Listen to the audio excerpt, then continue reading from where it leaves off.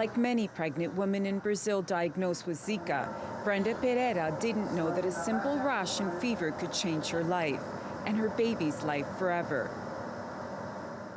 When she was born, the doctor measured the perimeter of her head and began asking me questions on what I knew about Zika, if I had dengue and all these things. But I never had any of that. Not Zika, not dengue. I didn't have anything, nothing. And that's when she told me that she had microcephaly. I cried a lot.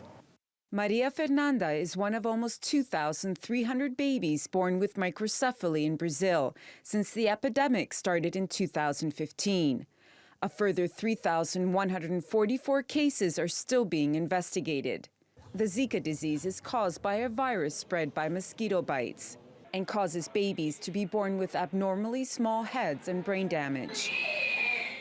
There have been outbreaks reported in 47 countries, mainly in the Americas.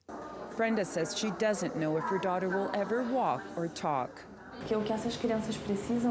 There is no treatment. There are stimulation therapies for their development, but the disease never goes away. The baby is born sick. It was sick in the belly. We aren't able to treat it.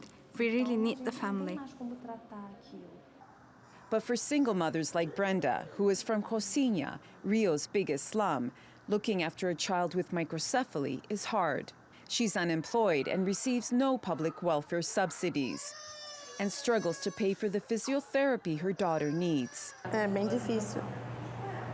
It's very hard because when you plan for a baby, you hope for a child in good health, not a child who needs help, more attention. And here there isn't support for that, because in Brazil there isn't that support. Most of the babies born with microcephaly are no more than a year old, so Brazilian doctors have only limited experience treating them. That means children like Maria Fernanda and her family are basically on their own.